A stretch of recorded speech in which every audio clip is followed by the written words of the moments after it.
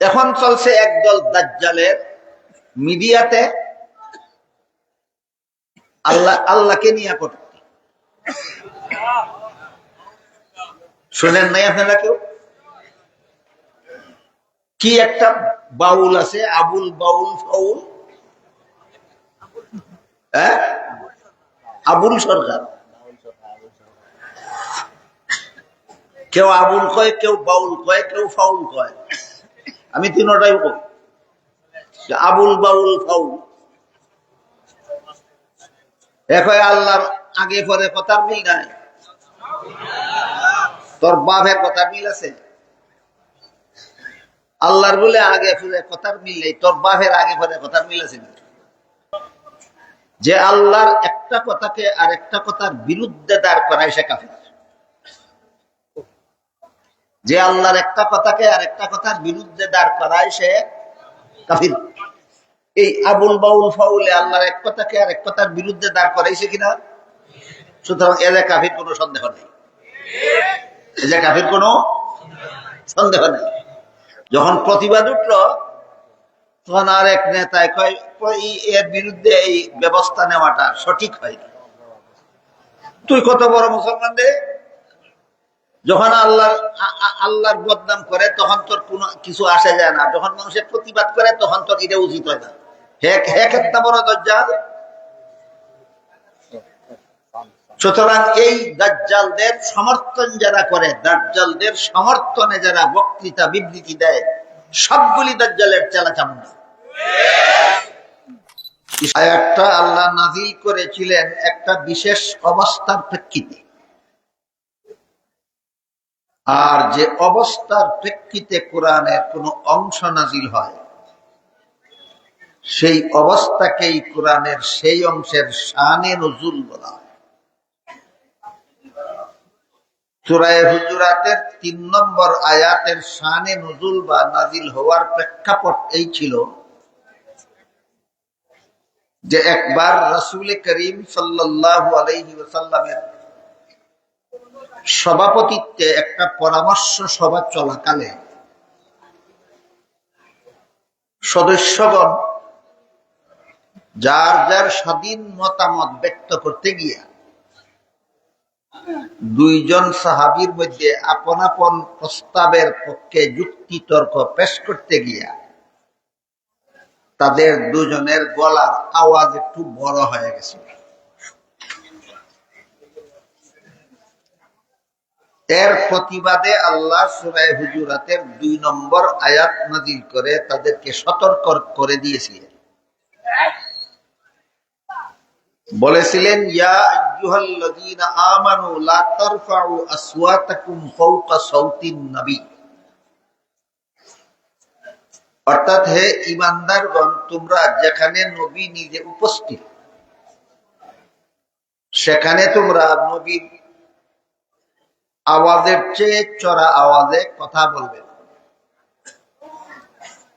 ওয়ালা তাজহারু বিল কাওলি কাজাহরি বাযিকুম লিবায, এমনকি নবীর উপস্থিতিতে তোমরা পরস্পরে যে আওয়াজে কথা বলো তেমন আওয়াজেও কথা বলবে। কারণ নবীর সামনে উচ্চস্বরে অথবা স্বাভাবিক আওয়াজে কথা বলাটা নবীর বিরক্তির কারণ, আর যে কারণে নবীর বিরক্তি হয় সেই কারণ মানুষের ঈমান ধ্বংসের কারণ। কাজেই সাবধান, কোনদিন নবীর জন্য এমন বিরক্তিকর আওয়াজে কোনদিন কথা বলবে না, বললে তোমাদের ঈমান ধ্বংস হয়ে যাবে অথচ তোমরা টের পাবে। এখানে দেখা গেল যে গলার একটু আওয়াজ, এই আওয়াজের কারণে যদি নবীর বিরক্তি আসে এটাই ঈমান ধ্বংসের কারণ হয়। সূরা হুজুরাতের ২ নম্বর আয়াতের বিষয় এটা। যেখানে গলার সামান্য একটু উচ্চস্বর নবীর বিরক্তির কারণ হলে এতেই নবীর সাথে এত বড় বেয়াদবি হয় যে বেয়াদবির কারণে নিজের ঈমান ধ্বংস হয়ে যায়, সারা জিন্দেগির বন্দেগি ধ্বংস হয়ে যায়। সেক্ষেত্রে নবী সম্পর্কে কটূক্তি করা আরো কত বড় জঘন্যতম কুফরি হতে পারে। নবীর বিবিগণ সম্পর্কে কটূক্তি করা আরো কত বড় জঘন্যতম কুফরি হতে পারে। আল্লাহর ব্যাপারে কটূক্তি করা আরো কত জঘন্য কুফরি হতে পারে। আল্লাহর কালাম নিয়ে মস্কারি করা আরো কত বড় জঘন্য কুফরি হতে পারে। অথচ এই সমস্ত জঘন্যতম বেয়াদবি আর মস্তানিমূলক মন্তব্যই বর্তমান সমাজে মিডিয়াতে চলছে। এক প্রসিদ্ধ বক্তা মিডিয়াতে প্রায় সময় তাকে দেখা যায়, বলে নবীর সবচেয়ে বড় বিবি খাদিজা রাদিয়াল্লাহু আনহা জীবনে কোনোদিন এক রাকাত নামাজও পড়েন। ইসলামী বক্তা নবীর বিবি খাদিজা রাদিয়াল্লাহু আনহা জীবনে কোনোদিন একটা রোজাও রাখেননি। যোগাযোগ করলে পরে বলে তার জীবদ্দশায় 5 বেলা নামাজ ফরজ হয়নি, রমজান মাসের রোজা ফরজ হয়নি। তাহলে এই কথাটা ওই কথার সাথে বললাম না কেন? দান্দালি করলে কেন? বলা দরকার ছিল না যে তার ইন্তেকালের আগে 5 বেলার নামাজ ফরজ না হওয়ার কারণে তিনি 5 বেলার নামাজ পড়ার সুযোগ পাননি। এভাবে বলতে বেটা তুই এক রাকাত নামাজও পড়ছে না জীবনে কোনোদিন। এইভাবে বলা দরকার ছিল তার ইন্তেকালের আগে রমজানের রোজা ফরজ হয়নি, তাই তিনি তার জীবদ্দশায় রমজানের রোজা রাখার সুযোগ পাননি। তখন তো নবীর বিবির সাথে বেয়াদবি হয় না। এইভাবে না হইয়া কয় কি এক রাকাত নামাজও জীবনে পড়ছে না, একটা রোজাও জীবনে। এটা কি নবীর শানে, নবীর বিবির শানের আদব না চরম বেয়াদবি?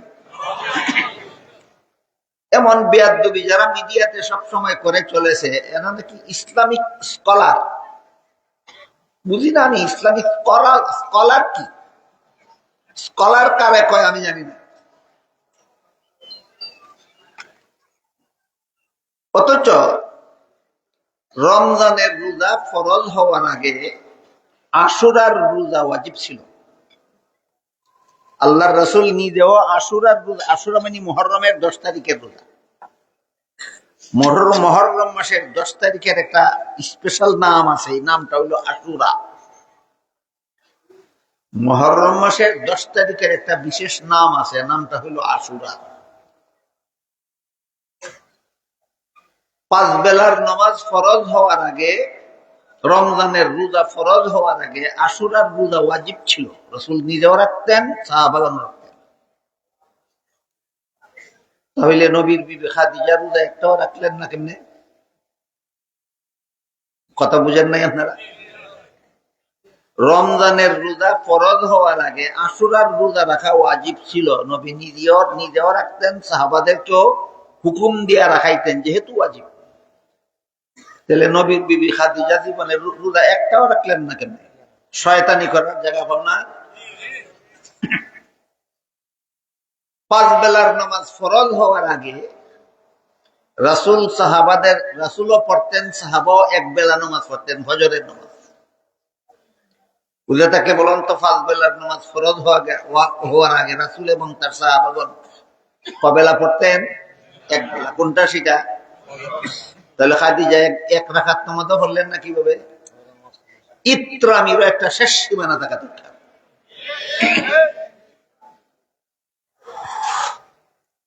গেল নবীর বিবি নিয়ে কটূক্তি। এখন চলছে একদল দাজ্জালের মিডিয়াতে আল্লাহকে নিয়ে কটূক্তি। শোনেন নাই আপনারা কেউ? কি একটা বাউল আছে, আবুল বাউল ফাউল, হ্যাঁ, আবুল সরকার। কেউ আবুল কয়, কেউ বাউল কয়, কেউ ফাউল কয়। আমি তিনটাই কই, আবুল বাউল ফাউল। এখন আল্লাহর আগে পরে কথার মিল নাই, তোর বাপের কথার মিল আছে? আল্লাহর বলে আগে পরে কথার মিল নেই, তোর বাপের আগে পরে কথার মিল আছে? আল্লাহ পাক রব্বুল আলামিন পবিত্র কোরআনের এক আয়াতে বলেন, লাউ কানা মিন ইনদি গায়রিল্লাহি লাওয়াজাদু ফীহি ইখতিলাফান কাসীরা। এই কোরআন যদি আল্লাহর নাযিলকৃত না হইতো, কোন মানুষের রচিত হইতো, তাহলে অনেক স্ববিরোধিতা পাওয়া যেত। কারণ মানুষ অনেকদিন আগে কোন কথা বলছিল, অনেক সময় অনেকদিন পরে তা ভুলে যায়, তখন ওইটার বিপরীত কথা বলে ফেলে। এরকম নেতা, এমন শিক্ষিত পণ্ডিতেরও অভাব নাই বাংলাদেশে, যারা আগে এক কথা বলেছিল পরে আরেক কথা বলে।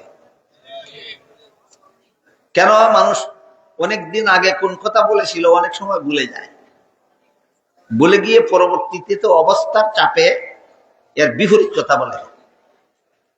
আপনারা বলুন তো, আল্লাহ 5 লক্ষ বছর আগে কি বলেছিলেন 5 লক্ষ বছর পরে ভুলে যান? তাহলে আল্লাহ কেন উল্টা পাল্টা কথা বলবেন? তোরে কোন শয়তানে গারো সর হয়েছে? বুঝে থাকলে বলেন, এই শয়তানের এই দাজ্জালের গারো শয়তান বড়টা সর হয়েছে? এই দাজ্জালের গারো শয়তান বড়টা সর হয়েছে? বাউল নাকি একটা শিল্প, এক ধরনের গান নাকি মানুষের, ধর্মকে জড়াইয়া গান কয়। এই ধরনের গানকে বলা যায়, মানুষকে বলা যায় বাউল গান। ধর্ম শিখছস কতটুকু? ধর্ম জড়াইয়া গান কস? ধর্ম কি নিজে নিজে শিখা যায় না উস্তাদের কাছে শিখতে হয়? বাউলরা কোন উস্তাদের কাছে ধর্ম শিখছে? ধর্ম জড়াইয়া গান বলবি কেন?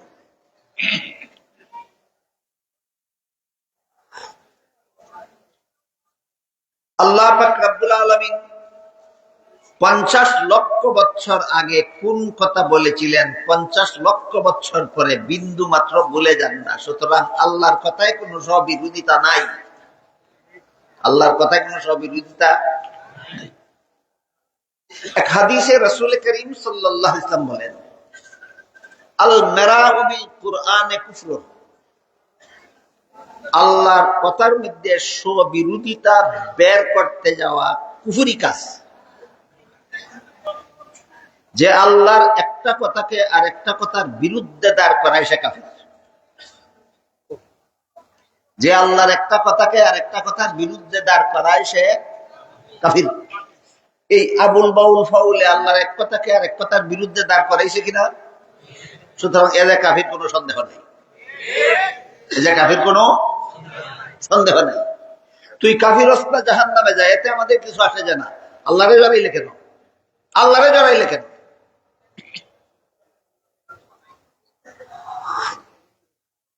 এরপরে এই দজ্জালে আরেক গানের মধ্যে না কিসের মধ্যে, কিসে মিডিয়াতে সূরা নাসের মধ্যে আল্লাহ মানুষকে শুধু বলছে নাস নাস।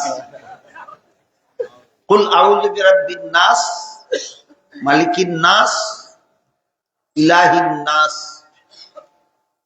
বলেন তো এটা কোন ভাষা? আর নাস ভাল লাগি যে হুকুম দেয় নাস, এটা কোন ভাষা? তুই আরবি নাসরে বাংলা বানাইলে শয়তান। আরবিতে নাস আর বাংলাতে নাস কি এক অর্থ? তুই এই কাজটা করলে কেন?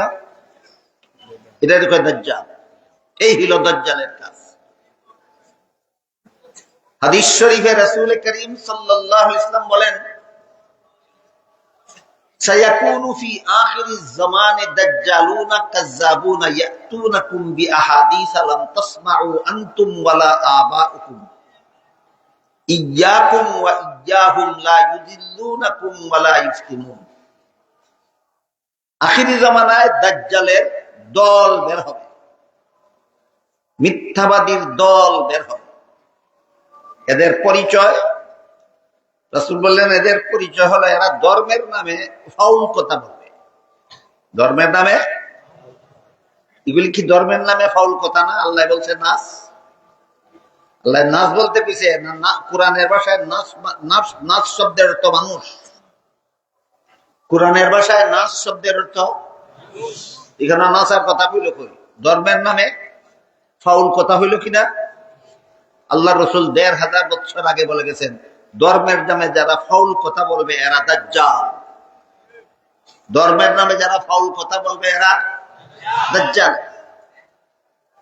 এই দাজ্জালদের আবির্ভাব হবে আখিরি জমানায়। তাই রাসূল করিম সাল্লাল্লাহু আলাইহি ওয়াসাল্লাম নিজের উম্মতকে এই সমস্ত দাজ্জালদের ব্যাপারে কি সতর্কবাণী রেখে গেছেন এবার শুনেন। আল্লাহ বলেন, ইয়াকুম ওয়া ইয়াহুম, এই সমস্ত দাজ্জালদের তোমাদের কাছে আসতে দিও না, আর তোমরা এই সমস্ত দাজ্জালদের কাছে যেও না। ওদেরকে যদি তোমাদের কাছে আসতে দাও অথবা তোমরা যদি ওদের সাথে আনাগোনা করো, লা ইউদিল্লুনাকুম ওয়া লা ইফতিনুন, তোমাদেরকে ফিতনায় জড়াইয়া পথভ্রষ্ট করে জাহান্নামে পৌঁছায় দেবে। তাহলে এই সমস্ত আবুল বাউল ফাউল দাজ্জালদের সমস্ত মুসলমানদের বয়কট করা দরকার কিনা? যখন প্রতিবাদ উঠলো তখন আর এক নেতায় কয় এর বিরুদ্ধে এই ব্যবস্থা নেওয়াটা সঠিক হয়নি। তুই কত বড় মুসলমান রে, যখন আল্লাহর বদনাম করে তখন তোর কোনো কিছু আসে যায় না, যখন মানুষের প্রতিবাদ করে তখন তোর এটা উচিত হয় না। একটা বড় দাজ্জাল। সুতরাং এই দাজ্জালদের সমর্থন যারা করে, দাজ্জালদের সমর্থনে যারা বক্তৃতা বিবৃতি দেয়, সবগুলি দাজ্জালের চেলাচামুন্ডা। এই সমস্ত দাজ্জালদের ব্যাপারে সারা দেশের সব মুসলমান ৩ ভাগে বিভক্ত হয়ে গেছে। একদল এদের বিরুদ্ধে সোচ্চার হয়ে প্রতিবাদ করে নিজের ঈমান হেফাজত করেছে, আর একদল এদের পক্ষপাতিত্ব করে দাজ্জালের দলভুক্ত হয়ে গেছে। আর একদল দাজ্জালে যখন আল্লাহর বিরুদ্ধে কথা বলে, নবীর বিরুদ্ধে কথা বলে, নবীর বিবির বিরুদ্ধে কথা বলে, দাজ্জালে যখন কুরআন নিয়ে মশকরা করে তখন পক্ষেও বলে না বিপক্ষেও বলে না, নীরব থাকে। প্রথম দল ইমানদার, দ্বিতীয় দল দাজ্জালের সাথী, তৃতীয় দল বুবা শয়তান। তৃতীয় দল আল্লাহরে গালি দিলে যে পক্ষেও হয় না বিপক্ষেও হয় না, বুবা শয়তান। নবীরে গালি দিলে যে এই গালি দেওয়ালার পক্ষেও হয় না বিপক্ষেও হয় না, বুবা শয়তান। নবীর বিবির বিরুদ্ধে কটূক্তি করলে যে কটূক্তিকারীর পক্ষেও বলে না বিপক্ষেও বলে না, সে বুবা শয়তান। আপনারা কি বুবা শয়তান হতে চান? না দাজ্জালের দলভুক্ত হতে চান? না ঈমান হেফাজত করতে চান?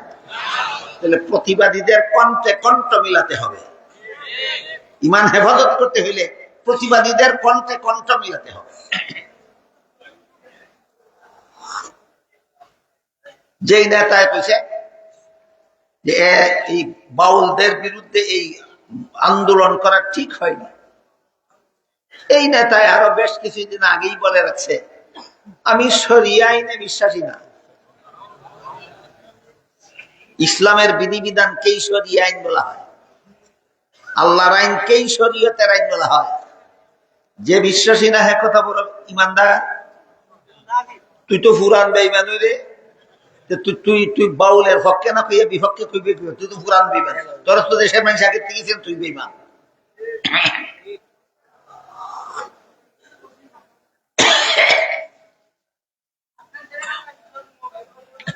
একটা কথা আছে, 5 বেলার নামাজকে আল্লাহ এবং আল্লাহর রাসূল কোরআন হাদিসে ফরজ বলে ঘোষণা করেছেন। সব মুসলমানে বিশ্বাস করে 5 বেলার নামাজ পড়া ফরজ, কিন্তু বেশিরভাগ মুসলমানে পড়ে না,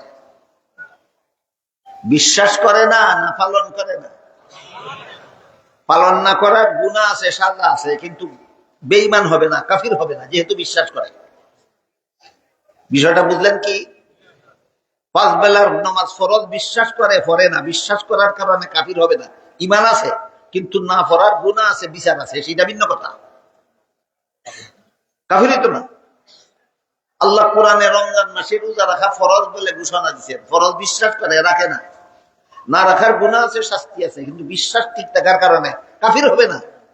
ঠিক তেমনি ভাবে আল্লাহর বিধানকে শরিয়া আইন বলে, বিশ্বাস করার পরে যদি কেউ পালন করে না, গুনাহ আছে, শাস্তি আছে আলাদা, কিন্তু যে বিশ্বাস করে না তার কাফির হওয়ার বিন্দু মাত্র কিছু বাকি থাকে না। ধর্ম নিয়ে নাক গলানি, ধর্ম নিয়ে মন্তব্য করা আর এই প্রচলিত দ্বারায় রাজনীতি করা এক কথা নয়। এটা রাজনীতি না, যেমনি মনে হয় তাস খেলার মতো খেলবো কোরআন নিয়ে। রাজনীতি নিয়ে যেমনি মনে হয় তাস খেলা খেলা হয় বাংলাদেশে, ধর্ম নিয়ে, ইসলাম নিয়ে, আল্লাহর বিধান নিয়ে, কোরআন নিয়ে তাস খেলার মতো ইত্রামি করবা না।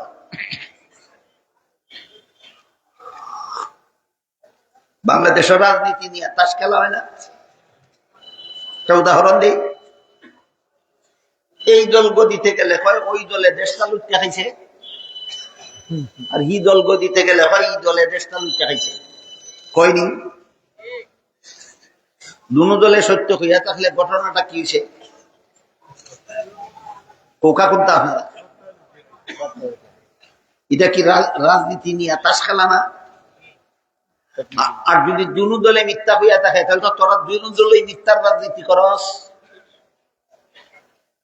সত্য হইয়া থাকলে তো দুনো দলে দেশ মিথ্যা খায়, আর মিথ্যা হইয়া থাকলে তো দুনো দলে মিথ্যার রাজনীতি করে।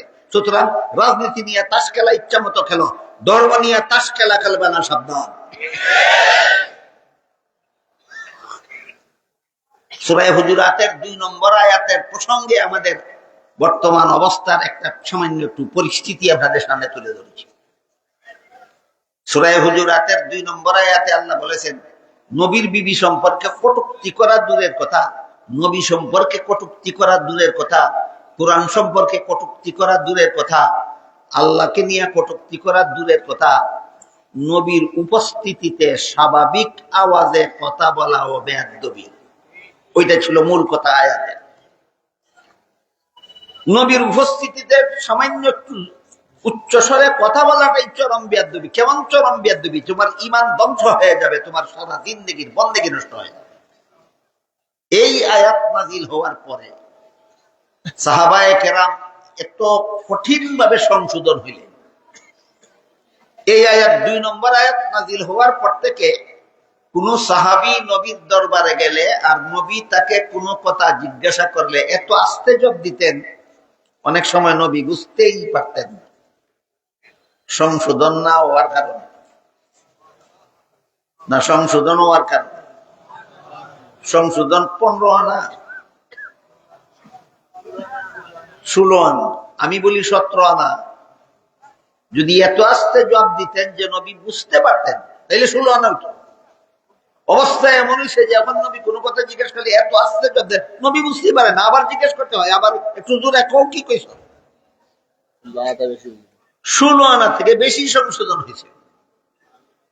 সাহাবায়ে কেরামের এই সংশোধন হওয়ার উপর সন্তুষ্ট হয়ে আল্লাহ সূরা হুজুরাতের 3 নম্বর আয়াত নাযিল করেছে। এই 3 নম্বর আয়াতের শানে নুজুল, এই হলো 3 নম্বর আয়াত নাযিলের প্রেক্ষাপট।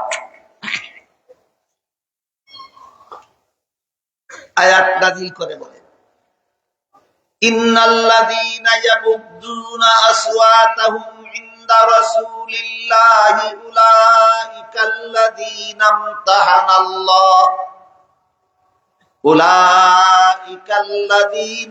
ইমতাহানাল্লাহু কুলুবাহুম লিত্তাকওয়া লাহুম মাগফিরাতুন ওয়া আজরুন আযীম।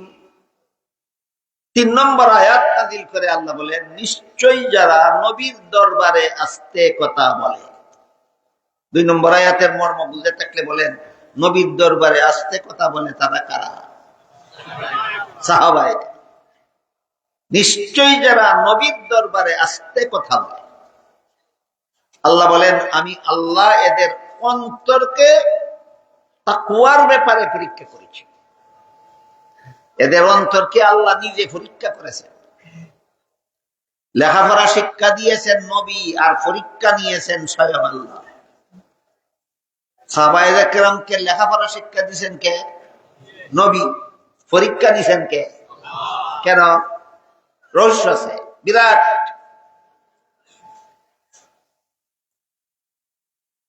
নবী সাহাবায়ে কেরামদেরকে কোরআন হাদিস শিক্ষা দেওয়ার পর পরীক্ষাটাও যদি নবী নিজেই নিতেন, আর যদি ঘটনাক্রমে সবগুলি পরীক্ষার্থী ফার্স্ট ডিভিশনে পাস করে ফেলতো, ধরেন আপাতত একটা কথা ধরে নেন, সাহাবাদেরকে নবী কোরআন হাদিস শিক্ষা দিয়া পরীক্ষা যদি নিজেই নিতেন আর সব ছাত্ররা যদি ফার্স্ট ডিভিশনে পাস করতো, যারা সাহাবাদের দুষ্কুজে, নবীগণের দুষ্কুজে, এরা বলতে পারতো নিজেদের ছাত্রদেরকে স্বজন প্রীতিমূলক ভাবে ফার্স্ট ডিভিশন দিয়া দিছে। একটা ফাঁক থাকতো, ফাঁক। এই ফাঁকটা আল্লাহ চিরকালের জন্য বন্ধ করে দিয়া বলেন, উলাইকাল্লাযীনা ইমতাহানাল্লাহ, নবী এদের তাদের উস্তাদ, কিন্তু পরীক্ষক নবী না, পরীক্ষক আমি নিজে আল্লাহ।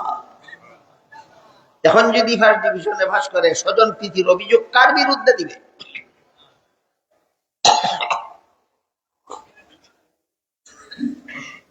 প্রশ্ন হইল, সাহাবায়ে কেরামদের লেখাইলেন, পড়াইলেন, আল্লাহ পরীক্ষা নিলেন। রাসূল করিম সাল্লাল্লাহু আলাইহি ওয়াসাল্লাম তার সাহাবাগণকে দীর্ঘ 23 বছর লেখাপড়া করাইছেন। কতদিন? 23 বছর। কত কিতাব? মাত্র এক কিতাব। কত কিতাব? মাত্র এক কিতাব। কিতাবের নাম আল কোরআন। কিতাব, বই পুস্তকে ভরা দুনিয়াতে একটা মাত্র কিতাব পড়াইলেন কেন? অত্যন্ত গুরুত্বপূর্ণ একটা প্রশ্ন।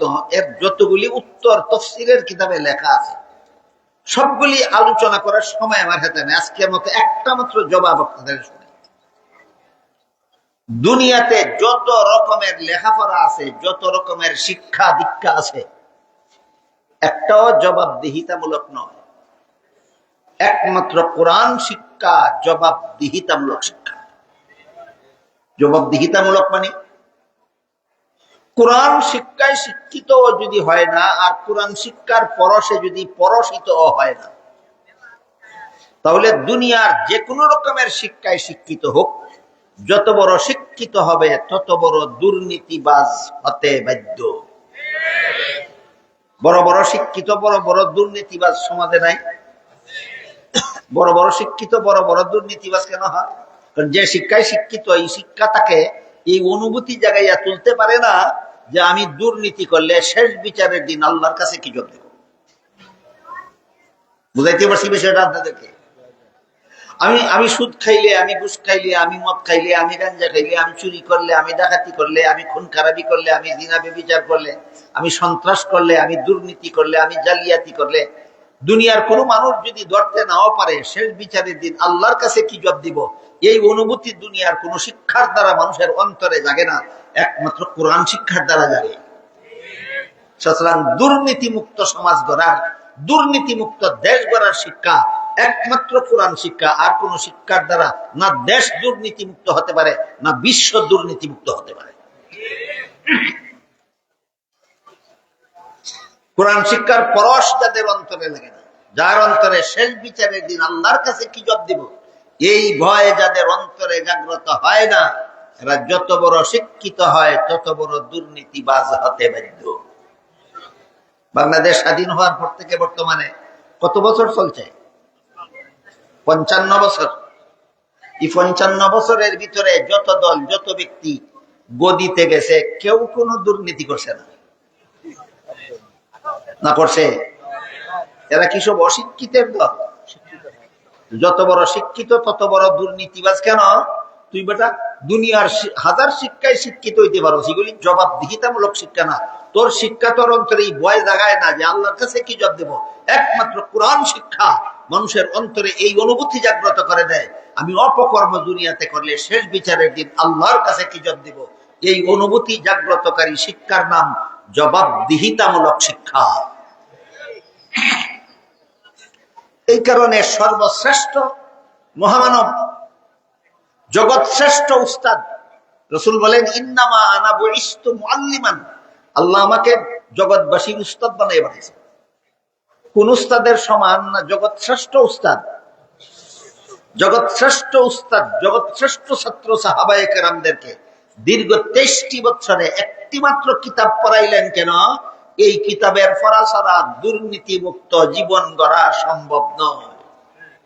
এই কিতাবের পড়া ছাড়া দুর্নীতিমুক্ত জীবন গড়া সম্ভব না। তাই রাসূল 23 বছরে লক্ষাধিক সাহাবায়ে কেরামদেরকে কোরআন শিখাইলেন, পড়াইলেন, বুঝাইলেন, আর পরীক্ষা নিলেন স্বয়ং আল্লাহ। আল্লাহ বলেন উলাইকাল্লাযীনা ইমতাহানাল্লাহু কুলুবাহুম লিত্তাকওয়া। আল্লাহ যে পরীক্ষা নিলেন 30 পারা কোরআনের সাহাবায়ে কেরাম থেকে। যদি এক এক সূরা থেকে এক একটা প্রশ্ন করতেন আল্লাহ, তাহলে 114টা প্রশ্ন হতো। যদি এক এক আয়াত থেকে এক একটা প্রশ্ন করতেন, তাহলে প্রায় 6,500 প্রশ্ন হইত। যদি এক এক পারার থেকে এক একটা প্রশ্ন করতেন, তাহলে 30 পারার থেকে 30টা প্রশ্ন হইত না। আল্লাহ 30 পারা কোরআনের পরীক্ষা নিলেন সাহাবায়ে কেরামের কাছ থেকে একটা মাত্র প্রশ্নের দ্বারা। কত প্রশ্ন? এক প্রশ্ন। কি প্রশ্ন? আমার নবীর কাছে যে কোরআন শিখছ, এর ফলাফল হিসাবে অন্তরে তাকওয়া হাসিল করেছ কিনা, এই একটা। আমার নবীর কাছে যে 23 বছরে কোরআন শিখছ, এই কোরআন শিক্ষার সুফল হিসাবে অন্তরে তাকওয়া হাসিল করেছ কিনা। করে থাকলে পাস, না করলে ফেল। কটা প্রশ্ন? এবার আমরা বোঝার চেষ্টা করি এই জিনিসটা কি, তাকওয়া, অন্তরে তাকওয়া হাসিল করার ব্যাপারটা কি। হযরত উমর ফারুক রাদিয়াল্লাহু তাআলা আনহু হযরত উবাই ইবনে কাব রাদিয়াল্লাহু আনহুকে জিজ্ঞাসা করেছিলেন, তাকওয়া কাকে বলে? তাকওয়া কোন জিনিসের নাম? উবাই ইবনে কাব উমরের প্রশ্নের সরাসরি জবাব না দিয়ে একটা পাল্টা প্রশ্ন করলেন। উমরকে জিজ্ঞাসা করলেন, যে জঙ্গল কাঁঠাদার গাছে ভরা, আপনি এমন জঙ্গল দিয়ে কি গিয়েছেন কখনো? উমর বলেন, গিয়েছি। উবাই জিজ্ঞাসা করলেন, কাঁঠাদার গাছে ভরা জঙ্গল দিয়ে আপনি গেলেন কিভাবে? উমর বলেন, এমন ভাবে শরীর কাপড় সামলে গিয়েছি যেন আমার গায়ে কোনো কাঁটা না লাগে। উবাই বলেন, এই রকম সতর্কতা অবলম্বন করার নাম তাকওয়া। এর মর্ম হইল, গোটা দুনিয়াটাই একটা জঙ্গলের নাম। অসংখ্য গুনার পরিবেশ, গুনার কাঁটাদার গাছে ভরা একটা জঙ্গল। বলেন, অসংখ্য গুনার পরিবেশ আখিরাত, অসংখ্য গুনার পরিবেশ কবর, না অসংখ্য গুনার পরিবেশ একমাত্র দুনিয়া? এই জন্য দুনিয়াটা হইলো এমন একটা জঙ্গলের নাম, যেই জঙ্গলটা অগণিত গুনার কাঁটাদার গাছের পরিবেশে ভরা। এই দুনিয়ার ভিতর দিয়া প্রতিটি মানুষের জান্নাতে পৌঁছার পথ। দুনিয়াতে না এসে কেউ জান্নাতে পৌঁছতে পারবে না। দুনিয়াতে আসতে হবে এবং দুনিয়ার জীবন অতিক্রম করতে হবে জান্নাতে পৌঁছতে। তাহলে প্রত্যেকটা মানুষের জান্নাতে পৌঁছার রাস্তা দুনিয়ার বাইরে দিয়া না দুনিয়ার ভিতর দিয়া? এই গুনার কাঁটাদার গাছে ভরা জঙ্গল দুনিয়ার ভিতর দিয়া যে তুমি জান্নাতের দিকে যাবে, দুনিয়ার থেকে বিদায় কালে যদি যেন কোনো গুনাহ তোমার সাথে কবরে না যায়, এই অবস্থাটা, এই সতর্কতার নাম তাকওয়া। আরো সোজা কথায়, গুনাহমুক্ত জীবন যাপনের নাম তাকওয়া। বুঝে থাকলে এবার বলেন তো, আল্লাহ যে সাহাবাদের প্রশ্ন করলেন একটা মাত্র অন্তরে তাকওয়া হাসিল করেছে কিনা, তাকওয়া কিসের নাম? গুনাহমুক্ত জীবন যাপনের নাম। তাকওয়া কিসের নাম? গুনাহমুক্ত জীবন যাপন। হয়তো অতীত জীবনে আমরা অনেকে অনেক গুনাহ করেছি, কিন্তু আল্লাহ সর্বদা প্রস্তুত। আল্লাহ দেখেন, আমার সাথে ওয়াদায় আবদ্ধ হও, জাহান্নামের শাস্তির ভয়ে আর জীবনে কোনোদিন গুনার পথে যাবে না। যথারীতি তওবা করে গুনাহ ছেড়ে দাও, তুমি গুনাহ ছাড়তে দেরি হবে, আমি আল্লাহ তোমাকে গুনাহ মাফ করে বেগুনাহ বানাতে দেরি হবে না। এমর্মে হাদিস শরীফে রাসূল করিম সাল্লাল্লাহু আলাইহি ওয়াসাল্লাম বলেন, আত-তাইবু মিনাজ যামবি কামাল্লা যামবা লাহু। যেই ব্যক্তি তওবা করে গুনাহ ছেড়ে দেয়, এই ব্যক্তিকে আল্লাহ আবারও বেগুনাহ বানিয়ে দেয়। সাহাবায়ে কেরাম ছিলেন এই রকম বেগুনাহ। সাহাবায়ে কেরাম কোন রকম বেগুনাহ? তওবার দ্বারা বেগুনাহ। কিসের দ্বারা বেগুনাহ? তওবার দ্বারা বেগুনাহ। হইছে কি সাহাবায়ে কেরামের তাকওয়া অর্জন? বুঝে থাকলে বলেন, অতীত জীবনে যত গুনাহই করেন না কেন, তওবা করে জীবনের সব গুনাহ থেকে মুক্ত হয়ে বেগুনাহ হয়ে দুনিয়ার থেকে সমস্ত সাহাবা বিদায় হয়েছেন। সুতরাং সমস্ত সাহাবা অন্তরে তাকওয়া হাসিল করার পর দুনিয়ার থেকে বিদায় হয়েছে। তাই আল্লাহ পাক রব্বুল আলামিন সাহাবায়ে কেরামদের পরীক্ষা দিলেন মাত্র এক প্রশ্নের মাধ্যমে, যে আমার নবীর কাছে যে 23 বছরে কোরআন হাদিস শিখছো, লেখাপড়া করছো, অন্তরে তাকওয়া হাসিল করেছো কিনা। প্রশ্নের জবাবে সাহাবায়ে কেরামের অন্তরে যে তাকওয়া হাসিল হয়েছে, এই সন্তোষজনক জবাব আল্লাহ পাওয়ার কারণে আল্লাহ তাদের অতীত জীবনের গুনার ব্যাপারে ঘোষণা দিয়ে বলেন, লাহুম মাগফিরাতুন, অতীতের সমস্ত গুনাহ মাফ। বলেন, অতীতের সমস্ত গুনাহ সংশোধন না হইলে মাফ হয় না সংশোধন হইলে মাফ হয়? যে সাহাবাগণ আল্লাহর দরবারে গুনাহ করেছিলেন, আল্লাহ এবং আল্লাহর রাসূলের নির্দেশে সংশোধন হয়েছেন 16 আনা 17 আনা, যে কারণে আল্লাহ খুশি হয়ে অতীতের সব গুনাহ মাফ করে দিয়েছেন, তাদেরকেই সমালোচনা করা উচিত না হারাম? এই জন্য সাহাবায়ে কেরামের সমালোচনা হারাম। সংশোধিত জীবন তাদের। তাই হাদিস শরীফে রাসূল করিম সাল্লাল্লাহু আলাইহি ওয়াসাল্লাম বলেন, ইযা রাআইতুমুল্লাযীনা ইয়াসুব্বুনা আসহাবী ফাকুলু লানাতুল্লাহি আলা শাররিকুম। হে আমার উম্মত মুসলমানেরা, তোমরা যদি ওই সমস্ত লোকদের দেখতে পাও যারা আমার সাহাবাদের সমালোচনা করে, বলে দিও আমার সাহাবা সমালোচকদের উপর আল্লাহর লানত। কেন সমালোচনা করবা না? তারা কি অতীত জীবনে গুনাহ করেননি? বলুন তো আপনারা, অতীত জীবনে কি কোনো সাহাবী কোনো গুনাহ করেননি? করেছেন। সমালোচনা করবো না কেন? সংশোধন হয়ে গেছেন, আল্লাহ ক্ষমার ঘোষণা দিয়েছেন, লাহুম মাগফিরাতুন। সাহাবায়ে কেরামের জীবনের সব গুনাহ। এবার আমি আমার কথার পরিসমাপ্তি ঘটাতে চাই। এতক্ষণের কথা যারা শুনেছেন বুঝেছেন, তারা বলুন তো, মুহাম্মদুর রাসূলুল্লাহ সাল্লাল্লাহু আলাইহি ওয়াসাল্লাম 1.25 লক্ষ সাহাবাদের উস্তাদ ছিলেন কিনা? 23 বছর তাদেরকে লেখাপড়া করাইছিলেন কিনা? পরীক্ষার দরকার ছিল কিনা? পাশ করেছেন কিনা? কি হাসিল করার মাধ্যমে? তাকওয়া। কি হাসিল করে আল্লাহর পরীক্ষায় পাশ হয় মানুষ? কাজেই কিয়ামত পর্যন্ত দুনিয়াতে যত কোরআন শিক্ষা প্রতিষ্ঠান প্রতিষ্ঠিত হবে, কিয়ামত পর্যন্ত দুনিয়াতে যত মাদ্রাসায় কোরআন হাদিস শিক্ষা দেওয়া হবে, কোন কিতাবে কত নম্বর পাইল এই বিচারে আল্লাহর কাছে পাশ করবে না, অন্তরে তাকওয়া হাসিল করলে আল্লাহর বিচারে পাশ করবে। বুঝাইতে পারলাম কি বিষয়টা? মাদ্রাসার কোন ছাত্র যদি বুখারী শরীফের পরীক্ষা দিয়া 100 নম্বর পায়, আর অন্তরে যদি তাকওয়া হাসিল না করে, তাহলে দুনিয়ার পরীক্ষায় সে কি কয়, গোল্ড মেডেল কয় না স্টার মার্ক কয়, আমি তা চিনি না। একটা ভাইল আল্লাহর পরীক্ষায় গুড়ার দিন। আল্লাহর পরীক্ষায় বলতে পারেন কোন জিনিসের অভাবে? তাহলে মাদ্রাসা শিক্ষা সফল হয় তাকওয়া বিবর্জিত শিক্ষা হলে, না তাকওয়া অর্জনকারী শিক্ষা হলে? তাহলে মাদ্রাসা যারা ফরাইলেন তারা তাকওয়া অর্জন করে তার শিক্ষাকে সফল করলেন। আপনারা যারা মাদ্রাসায় পড়লেন না, ফরাইলেন না, আপনারা মাদ্রাসার দ্বারা কি লাভ হইল? এই প্রশ্নের জবাব দিয়া কথা শেষ করতেছি। এক হাদিসে রাসূল করিম সাল্লাল্লাহু আলাইহি ওয়াসাল্লাম বলেন, কুন আলিমান আও মুতাআল্লিমান আও মুস্তামিআন আও মুহিব্বান ওয়া লা তাকুন খামিসান ফাতাহলিক, আও কামা ক্বালা আলাইহিস সালাতু ওয়াস সালাম। তুমি আলেম হও, এটা তোমার জন্য জাহান্নাম থেকে বাঁচার 1 নম্বর ব্যবস্থা। আলেম হতে না পারলে আলেমের ছাত্র হও, এটা তোমার জন্য জাহান্নাম থেকে বাঁচার 2 নম্বর ব্যবস্থা। আলিমও না, আলিমের ছাত্র না, আলিমদের কথা শুনো, আলিমদের কথা শুনে অন্তরে তাকওয়া হাসিল করো, এটা তোমাদের জন্য জাহান্নাম থেকে বাঁচার 3 নম্বর ব্যবস্থা। হাদিসের সবটুকু তর্জমা করছি না, আমি অর্ধেকটার তর্জমা করছি। যারা আলেম তারা জাহান্নাম থেকে বাঁচার 1 নম্বর ব্যবস্থা পাইলেন, যারা মাদ্রাসার ছাত্র তারা জাহান্নাম থেকে বাঁচার 2 নম্বর ব্যবস্থা পাইলেন। যারা আলেমও না, আলিমের মাদ্রাসার ছাত্রও না, কিন্তু আলেমদের কথা শুনে অন্তরে যদি তাকওয়া হাসিল করতে পারেন, তারা 3 নম্বর ব্যবস্থায় জাহান্নাম থেকে মুক্তির পথ পাইলেন।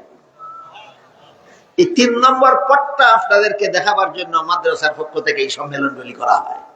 বুঝাইতে পারলাম?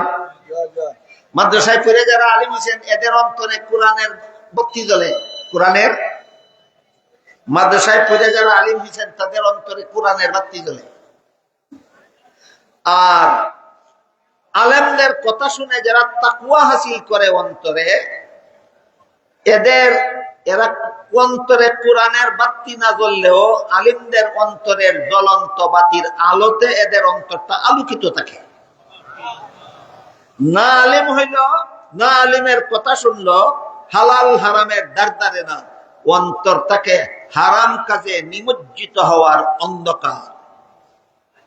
আলেম হইলে অন্তরে কোরআন শিক্ষার বাতি জ্বলে, আলিমদের কথা শুনে তাকওয়া হাসিল করতে পারলে অন্তর আলোকিত হয়। আলিমও হইল না, আর আলিমের কথা শুনতেও গেল না, অন্তর তাকে অন্ধকার। আপনারা যারা আলিমও না, মাদ্রাসার ছাত্রও না, আপনাদের অন্তর যেন অন্ধকার না থাকে, আপনার অন্তর যেন কোরআন শিক্ষার আলোতে আলোকিত হয়। এই আলোকিত করার জন্য মাদ্রাসার পক্ষ থেকে এই সম্মেলনগুলি করা হয়।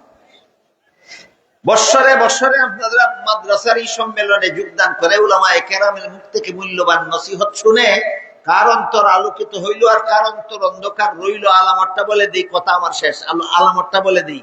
আপনি যদি মনে মনে বুঝেন যে ওয়াজ নসিহত শোনার কারণে হারাম কাজের সাহস হয় না আপনার অন্তর কোরআন শিক্ষার আলোতে আলোকিত। আর ওয়াজ নসিহত শোনার পরেও যদি সুদ খাইতে কোনো ভয় লাগে না, ঘুষ খাইতে কোনো ভয় হয় না, মদ খাইতে যদি ডর লাগে না, গাঞ্জা খাইতে যদি কোনো ডর ভয় লাগে না, চুরি করতে যদি কোনো ইতস্তত করতে হয় না, ডাকাতি করতে যদি কোনো চিন্তা লাগে না, জিনা বেবিচার যদি অবাধে করেন, সন্ত্রাস যদি ইচ্ছা মতো চালান, তাহলে বোঝা গেল কোরআন শিক্ষার আলোতে আপনার অন্তর আলোকিত নয়, অন্তর অন্ধকার। আমাদের সমাজে অন্ধকার অন্তর বিশিষ্ট মানুষও আছে, আলোকিত অন্তর বিশিষ্ট মানুষও আছে। যাদের অন্তর আলোকিত, এদের আলোকিত করার একমাত্র ব্যবস্থা হইল এই সম্মেলন। তাই বৎসরে বৎসরেই আমরা এই সম্মেলনে যোগদান করে যারা আলিমও না, মাদ্রাসার ছাত্রও না, তাদের সকলের অন্তরকে কোরআন শিক্ষার আলোতে আলোকিত করার, অন্তরে তাকওয়া হাসিল করে আল্লাহর পরীক্ষায় পাস করার সুযোগ যেন আমরা লাভ করতে পারি। আল্লাহ তৌফিক দান করুন, আমিন। সুবহান রাব্বিকা রাব্বিল ইজ্জাতি আম্মা ইয়াসিফুন ওয়া সালামুন আলাল মুরসালিন ওয়ালহামদুলিল্লাহি রাব্বিল আলামিন।